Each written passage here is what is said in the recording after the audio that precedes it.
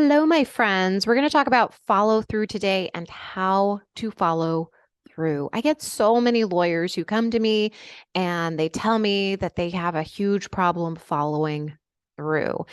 And I hear things like, I just don't feel motivated to do anything. Or I hear from them that they think that they're lazy and that they don't have enough self-discipline. And what I want to share with you is that we do or don't do anything based on how we think it will make us feel. And so, as you know, if you've been listening to this podcast, what creates our feelings is what we think.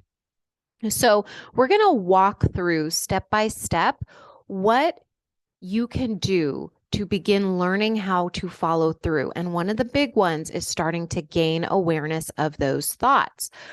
But our thoughts move super quickly. They move something, imagine this, you've got 60,000 thoughts every single day, and they are just moving through your head like a tornado. And sometimes your head probably feels super busy.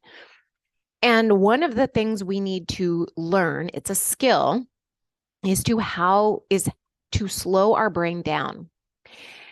One of the tools that I use with my clients to do this is the model.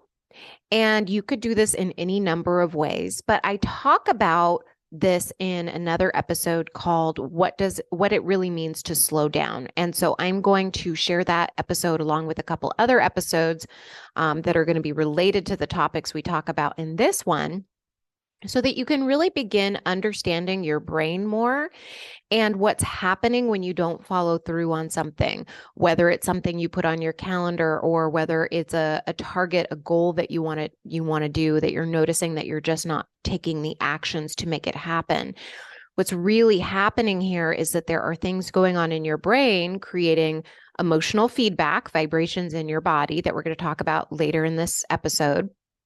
And we're not paying attention and we're not learning how to process and move through that difficult emotion so that we can take the actions that we want to take. So, one big thing I want you to take away from this is motivation is not what moves us.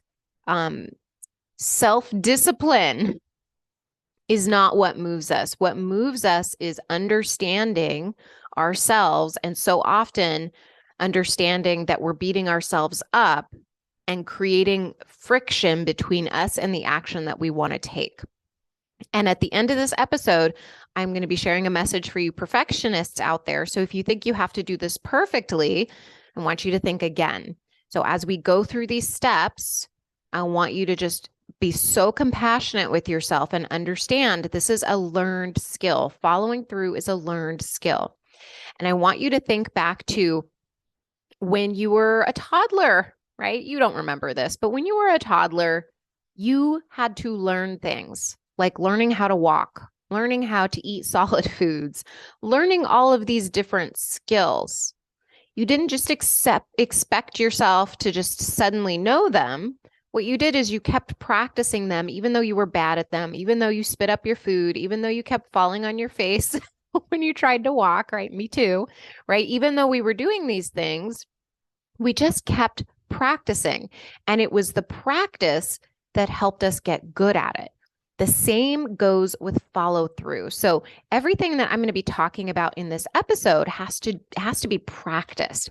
These are all things I needed to do. I'm going to give you specific examples of where things have shown up in my life where I needed to learn these skills. And when I did, I was able to follow through with what I wanted to create in my life. I'm going to give you some other examples along the way. So one of the things that lawyers come to me with is they say, look, I have projects due. I have phone calls I need to return. I don't want to do any of them. I don't feel motivated to do any of them. And they'll get started on a project and then they'll leave it to sit for weeks. They just won't get to it. Or they think about calling a client, but they don't want to do it and they can't understand why they don't just do it. They're having different thoughts around the different tasks that they need to accomplish. And those tasks are things that are being procrastinated on because they feel a certain way because of what they are thinking. So for instance, they're thinking thoughts like, it's going to be hard. I don't know what I'm doing. I should be working harder. I should have done it already. I should be doing it. I'm a bad lawyer for not doing it. It's not that big a deal. I should just do it already. Or, like those kinds of thoughts. And those kinds of thoughts create feelings like self-doubt and shame. So, of course, when we feel self-doubt and shame, we're not going to feel enticed to do any work. We, of course, are going to procrastinate or we're going to abandon projects. And this is how you'll know if some of this is showing up in your life. Procrastination looks like a few different things. It could be rolling up on the couch and ruminating and eating donuts, or it could be doing busy work that feels productive instead of tackling the project. But those busy work projects aren't really all that productive. They're just things that you're using as an excuse not to tackle the project. Or maybe you have a lot of ideas and you're not implementing them. I have fallen in every single one of these categories.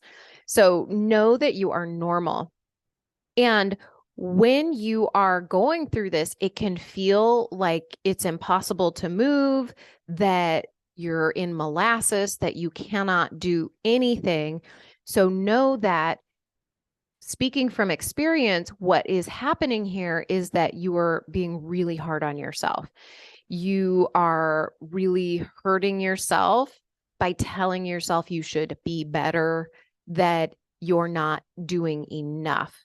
And I have done this. I have beaten myself into submission, as I've talked about in this podcast before. And that does not create a situation where you can sit down and really do your work. And this is really interesting because when we're beating ourselves up like this, we have had past times when we have done that and we have made ourselves be productive. We're usually using dread to fuel completing a task for a deadline, right? We're using that deadline to fuel the action. That's like our faux motivation.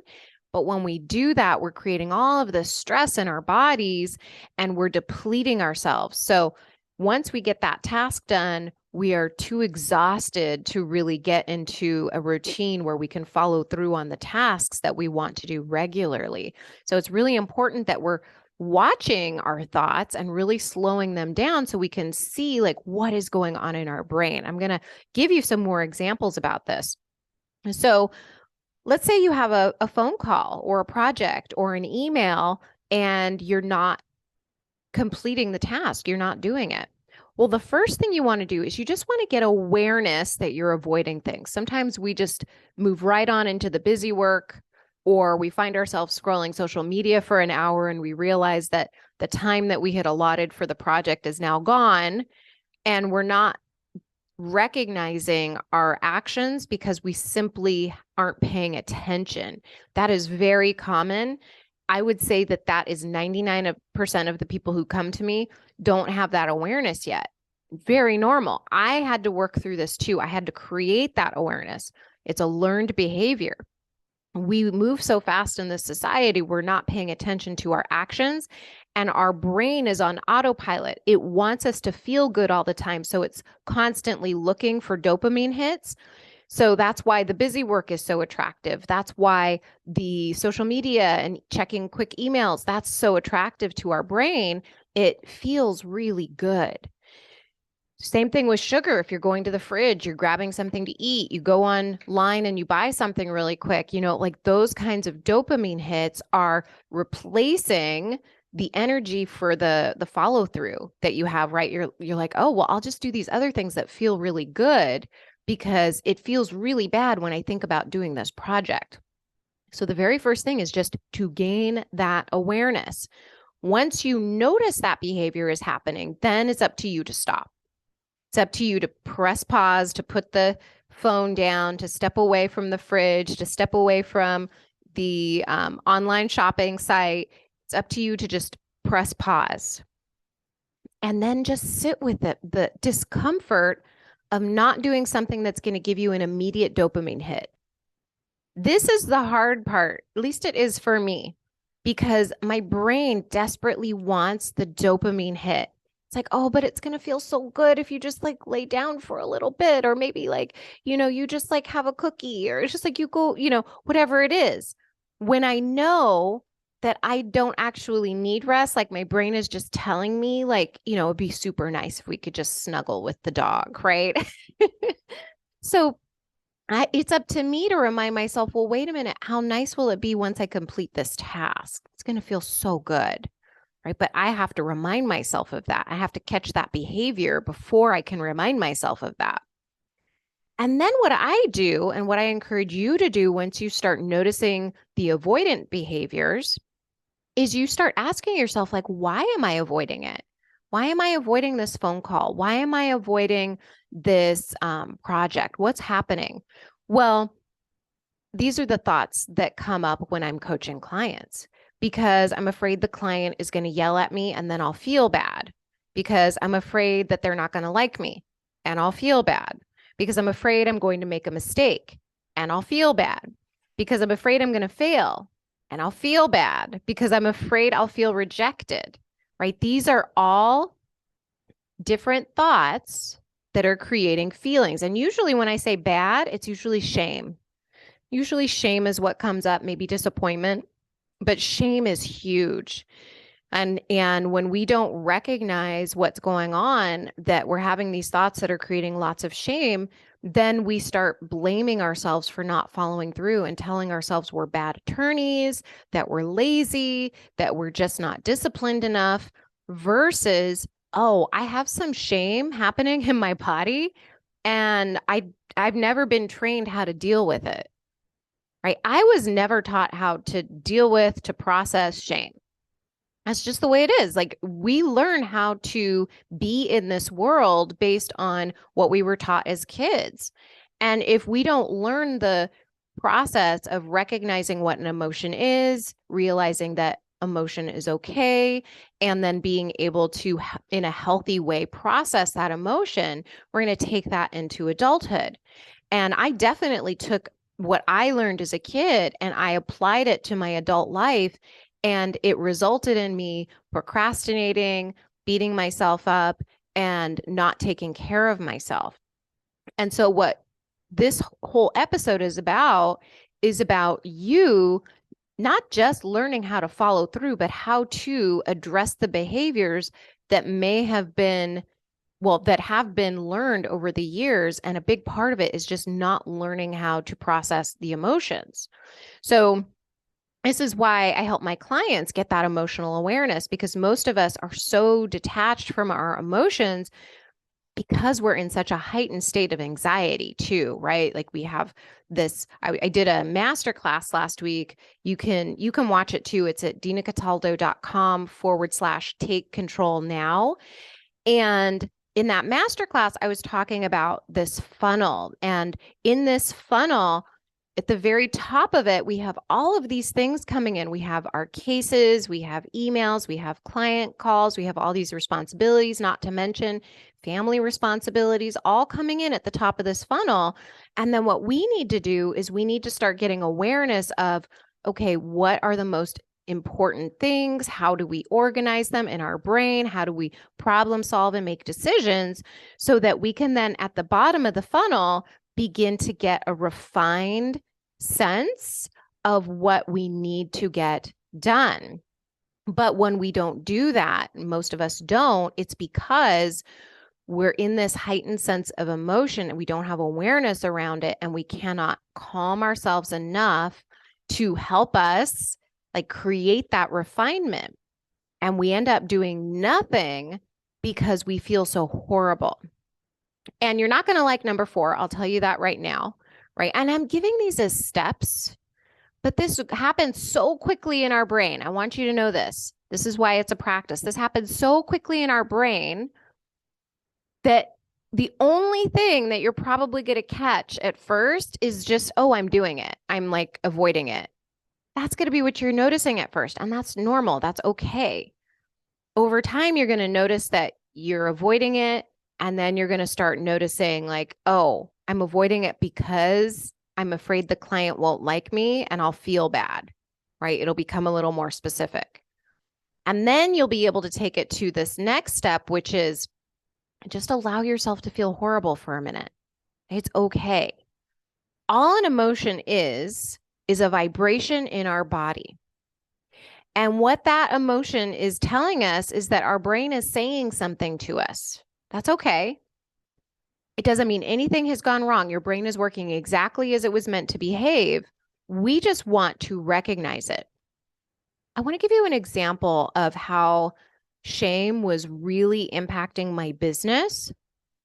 And I needed to really sit with the feeling of shame in order for me to move forward.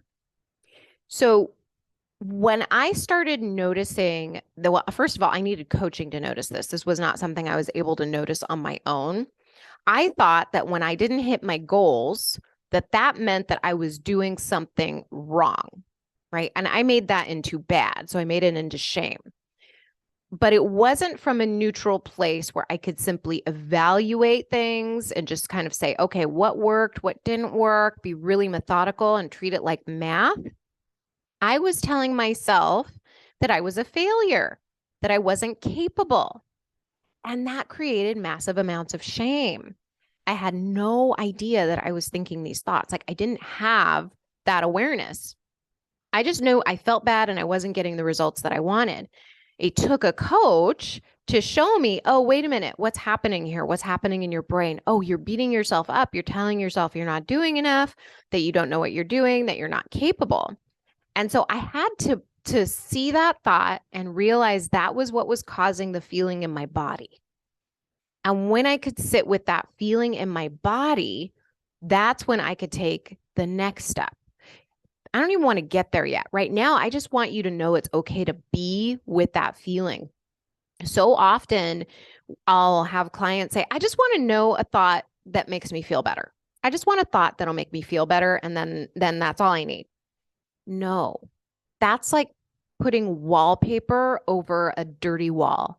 The dirt is always under the wallpaper. You always know it's there. We really want to clean the wall. We want to know that it's spick and span before we put anything over that wall. And the only way to do that is to recognize the emotion and let it be okay. Because it is a normal human emotion, and to deny even the emotions that feel bad is to deny your humanness. It's like saying, you know what, I don't want to feel grief anymore. I just want to be happy all the time. Of course you wouldn't want to be happy all the time. You would want to feel grief when someone you love is gone. You would want to feel these emotions. You wouldn't want to have a smile on your face all the time. Same thing goes with every single emotion. There's a reason that we have it. We would not be given these emotions if we were not meant to understand what they are, to allow ourselves to feel them, let it be okay, and to then start to just use them as a tool to give us awareness. Like that's how I look at my emotions now, is they are a tool to give me an awareness. So if I felt really sad, maybe heartbroken, it would be information. It would tell me, oh, I'm really sad about that breakup, or I'm really sad that that person's going through that. It's just information. It's telling me what my thoughts are. So if I'm feeling shame and I can connect with that shame, it's like, oh, I'm feeling really bad about myself. Why? Oh, because I'm telling myself I'm lazy. I'm telling myself I'm incapable, that I should have more self-discipline, that I just am a bad attorney, right? But we can't even get there until we start making peace with those emotions. And when we get peace with those emotions, that's when we can start making the change that we want. And by making peace, that moves me into the next step, which is to be kind to yourself. And this is the hardest. When you've been really mean to yourself for years, then this becomes a new task, a new thing to learn.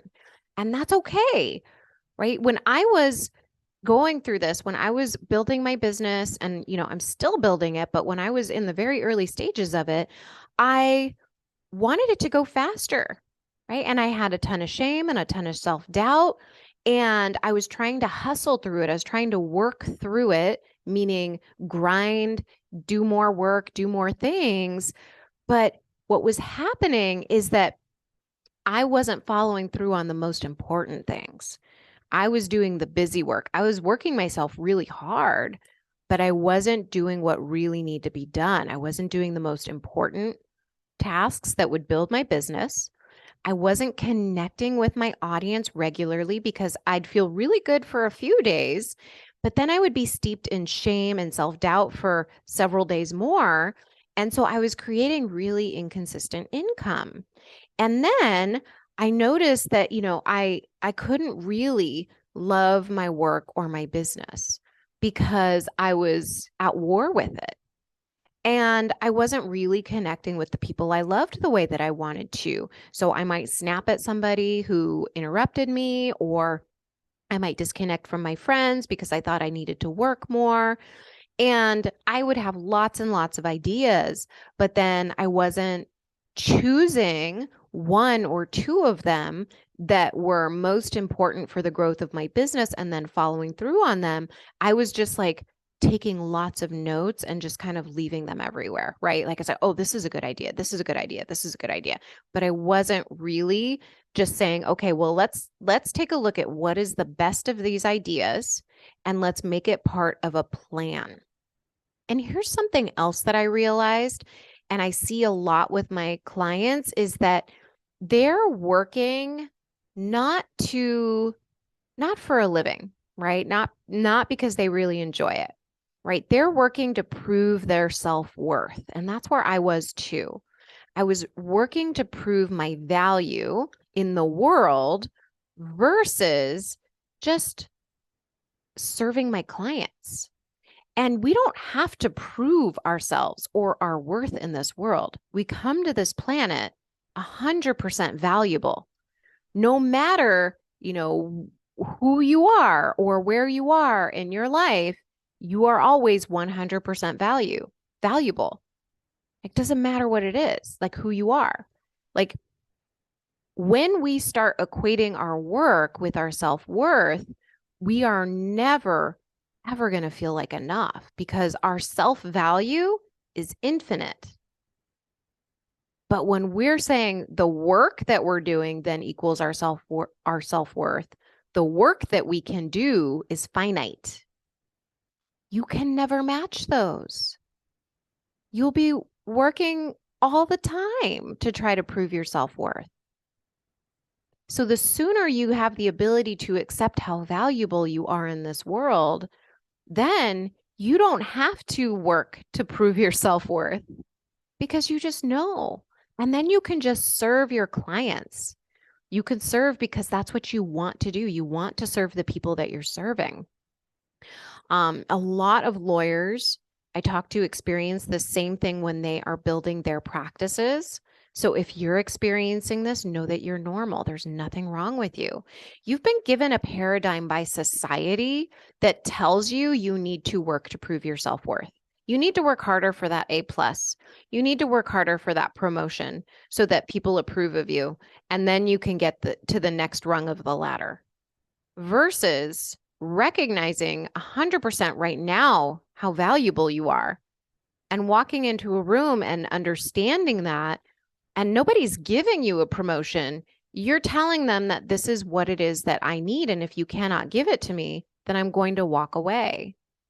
But so few of us have the ability to do that because we're simply not trained to. We have to learn this. We're in a relearning process. A lot of us, I am included, relearning this social paradigm that's been fed to us that doesn't make any sense. And when I talk to my clients, they start to recognize like what they've been fed over the years doesn't make sense. And when they hear this podcast, they're like, oh, this makes sense. Like, this is what makes sense to me.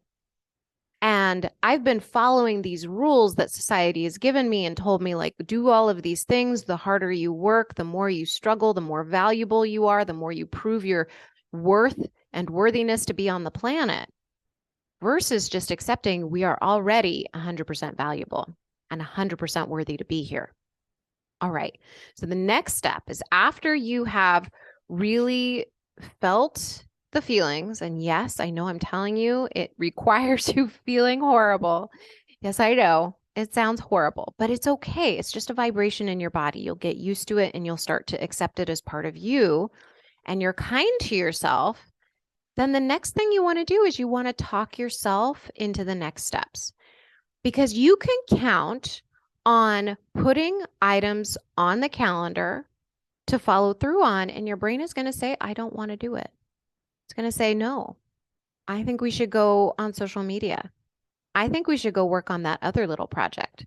I think we should roll up on the couch. I think we should go get a snack, right? Our brain is going to do these things. And I'm going to link to another podcast episode in the show notes, and it's called A Study in Distraction. And in A Study of Distraction, I walk you through how I talked through, and I do this on a regular basis, how I talk through my brain when it wants to be distracted. So that is something to really watch. This is part of observing our brains. So once you notice that your brain wants to avoid and distract, and you're noticing, okay, I'm feeling shame, I'm feeling disappointment, whatever it is, and you accept, you're kind to yourself, you're like, okay, this is normal. I know that this is okay. Then you're going to say, all right, it's okay, girl. You're going to say, how can I make this easier for myself? And one of the things that I do, this is one of my very favorite questions, because you can ask this question, how can I make things easier here? And your brain will come up with answers. Just listen. It's meant to come up with answers. When whatever questions you ask your brain, it's going to want to come up with answers. It's the most amazing supercomputer in the world.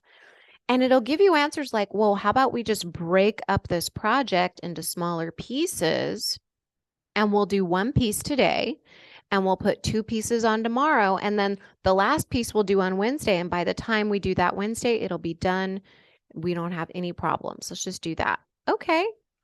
Or maybe you just ask yourself, okay, why is it that when I think about calling this client, I feel such dread? And the answer comes back because you're afraid of what the client's going to say to you. You feel the fear and you recognize it and you let it be okay. And then you just start talking to yourself. You're like, it's okay, hun. Right? Whatever she has to say, it's going to be fine. You may not like what she has to say, but maybe it won't be as bad as you think. And even if it is, that's okay. We'll handle it no matter what. I've got you. That's what it takes. It takes talking to yourself, really like recognizing, like, okay, how can I make it easier with this client call? Okay, well, maybe I'll just call in the morning, get it done, and then I don't have to think about it for the rest of the day.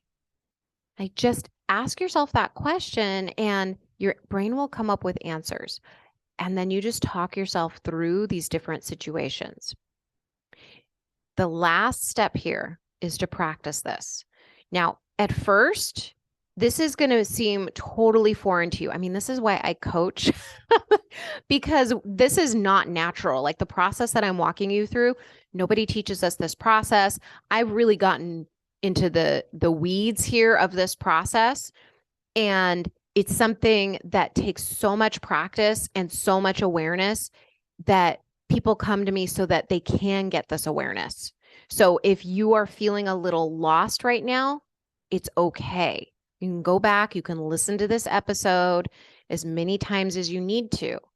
But this is a process and it takes practice. Now, first, you're not going to notice anything. You're not even going to notice the habit that you're in of avoiding the project that you have. You're going to then suddenly start noticing, oh, wow, I really am on my cell phone a lot, and I'm doing it while I said I was going to be working on that project. And then you're going to notice that a few more times, and you're not going to do the next step, right? You're not going to recognize, oh, I'm having a thought. What's the thought? What's the feeling associated with that thought? You're not going to notice these things right away, and that's okay, right? Just know that you can do this. This is forming a brand new habit in your brain. I love our brains because even if we have an old habit that we've established in childhood, we can come in as adults because our brain has this thing called neuroplasticity, where we can form new connections in our brain and we can create new habits. I learned this when I made myself into a morning person, and I started learning all of these different things about the human brain and all of its potentials. But it really only happens when we start becoming aware of what's going on in our brain on a regular basis and really slowing our brain down and understanding why we're behaving the way that we're behaving and not beating ourselves up for behaving that way, telling ourselves we're being bad or wrong, or that somehow we're not disciplined enough. So when you start seeing yourself in this cycle, right? It's a normal cycle and it takes practice to move through it. And this is part of what I want to share with the perfectionists listening out there, is that it's really going to be easy to use this episode against yourself if you believe that you don't follow through 100% of the time and don't do all of these steps all of the time. But there's nothing wrong with you if you don't, because this is a learned behavior. It's a learned habitual pattern. Okay. You have a human brain. And I teach myself and I teach this stuff, and my brain doesn't follow through 100% of the time either. I've raised my capacity to follow through a lot. And because I have done that, I've created a lot of self-confidence and a lot of self-trust that I will get things done. And I do it and I figure it out. I figure out how to make things happen without burning out, without being mean to myself, without shaming myself. And I take rest when I need it, and I don't tell myself that it's wrong or bad. So this is something that you learn over time. Okay, so let me walk through these steps again, and you can take from this what you will. Maybe it's just step one, just recognizing, having awareness of when you are avoiding behaviors, avoiding following through on something, and what your avoidant behaviors are. Okay, so step one is just get awareness of what's happening. What are you avoiding? What are you avoiding it with? Okay, are you avoiding it with shopping, food, social media, busy work? Find out, note it. Might even want to keep a journal about it, just so that you can get awareness, not so that you can use it as a weapon against yourself, just as a way to get some awareness around what's happening. And then you're going to ask yourself, why am I avoiding this? And it's always going to be a feeling. So remember, the feeling is going to be something like, I'm afraid they're going to yell at me. And then I'll feel what? I'll feel like a failure. I'll feel shame. I'll feel disappointed. What is the feeling? The one word emotion. And this might be difficult at first because we're so disconnected from our emotions, but just keep practicing, keep trying, and recognize like there's always going to be a feeling that I am avoiding feeling. And that is why I'm not following through. And that's okay. The next step is to then, once you've found that emotion that you're avoiding, is to then just sit with it and feel it. And you're not going to want to. You're going to want to reach for social media. You're going to want to reach for the email, all of that good stuff. But you've got to sit with it and let it be okay to feel it. It's just a vibration in your body caused by a thought that you're having. It's okay. You're safe to feel the feeling. And this is something that I've worked with myself a lot because I would feel anxiety, and sometimes I still do. And I will sit and just feel the anxiety and let it shake through my body and just breathe. And when I sit with it, sometimes it'll just dissipate on its own. I don't have to do anything else. And sometimes it doesn't. And that's okay too. But I just allow it to be. I don't make it wrong or bad. It's okay. And then I'm very kind to myself now. Wasn't always. Tell yourself it's okay to feel this. You're not bad. You're not wrong. You're normal. And then you can then start processing some of this emotion. Talk yourself through the project that you want to do. If you want to do a project, asking yourself the question, how can I make this easier, can really help break it down into very small pieces. And if it's something like a client phone call, it may be just something that you put on first on the calendar and you just go. And then, of course, practice this.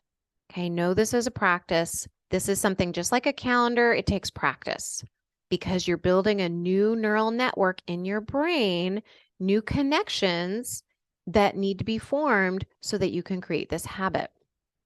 And if you want help with this, if you want to create these connections faster, book a call with me. You can book a strategy session with me at dinacataldo.com/strategy session. Now, one of the things that I talked to a couple people after the masterclass about last week was why they found coaching so attractive. And one of them said it was because I let them know there was no homework and that they didn't have to follow through on doing homework. And that is what I want to share with you right now is if you're afraid you're not going to follow through and then you're going to feel bad, then you're not going to do things that may be helpful for you. So I want you to know that when I work with my clients, I don't give them paper homework. They just come and they visit with me every single week. And we start to build these neural connections. We start to build this awareness. We start to create the ability to manage emotions, process emotions in a way that we've never been taught. And then we start creating these new habits. And it's something that can be seen immediately when I work with my clients. Like there's a difference immediately. They feel more empowered. They understand themselves more. They're kinder to themselves. And it really shows in how they show up in their day to day. So if that's something that holds you back from coaching is worrying that there's going to be some homework and that, you're going to feel obligated to complete something before you come to a session, I want you to know that that's not part of what coaching is in my world. And you never have to show up ready in my sessions. Sometimes clients will tell me, they'll say, I thought like I needed to be prepared to come to your session. And I was afraid to show up like not ready. And what I always tell them is you don't have to show up ready to my client calls. You just show up as you are. You could be a total hot mess. It's perfectly fine. And I just ask questions and we start doing this work very naturally. It's very organic. I have a process that I will work through with you and I'll talk to you more specifically about what you want and what you need in a strategy session. But it is very much a process where we just talk, right? Like I just ask you questions. And then we start building on that and we start creating the foundation for what you want to build, whether it's to build your practice, whether it's to build follow-up skills, whatever it is. So book a strategy session with me. You can book a call at dinacataldo.com/strategy session, and we will work on creating an environment for you in your brain to start following through. All right, my friend, I hope you have a wonderful rest of your week, and I will talk to you soon. Bye.